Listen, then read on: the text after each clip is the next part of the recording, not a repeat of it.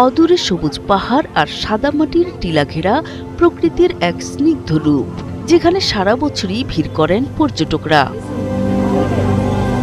ঈদ ঘিরে চলছে নেত্রকোনার দুর্গাপুর গারো পাহাড়ি অঞ্চলে পর্যটক আসার বাড়তি প্রস্তুতি।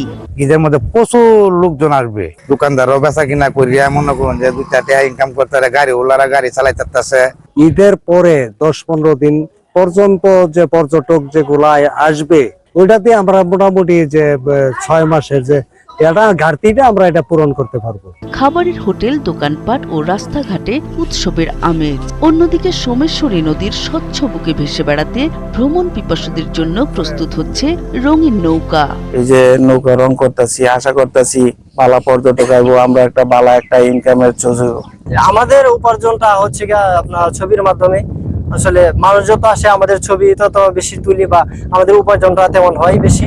পর্যটক কেন্দ্রে নৌকা গুলা ঘুরাই, ঈদ এলেই উপার্জনটা বাড়ে, সহন লুকটুকু আই। পর্যটক আসার খবরে এলাকাবাসীর মধ্যেও উৎসাহ উদ্দীপনা সৃষ্টি হয়েছে।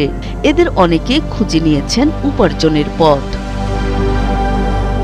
এদিকে পর্যটকদের নিরাপত্তায় সব ধরনের ব্যবস্থা নেওয়া হয়েছে বলে জানায় উপজেলা প্রশাসন। আমরা আশা করছি যে আমাদের এই ঈদের ছুটিতে তারা আসবে এবং সেই উপলক্ষে তারা যদি একদম নির্বিঘ্নে এখানে ঘোরাফেরা করতে পারে এবং তাদের জন্য নিরাপত্তার যদি কোনো বিঘ্ন না হয়, এর জন্য পুলিশ থেকে শুরু করে এখানে গ্রাম পুলিশের ব্যবস্থা সহ সার্বিক বিষয় আমাদের নজরদারি থাকবে। প্রাকৃতিক সৌন্দর্য আর বৈচিত্র্যময় সংস্কৃতির মিলনে দুর্গাপুর হয়ে উঠেছে দেশের অন্যতম সম্ভাবনাময় পর্যটন কেন্দ্র, বলছেন সংশ্লিষ্টরা।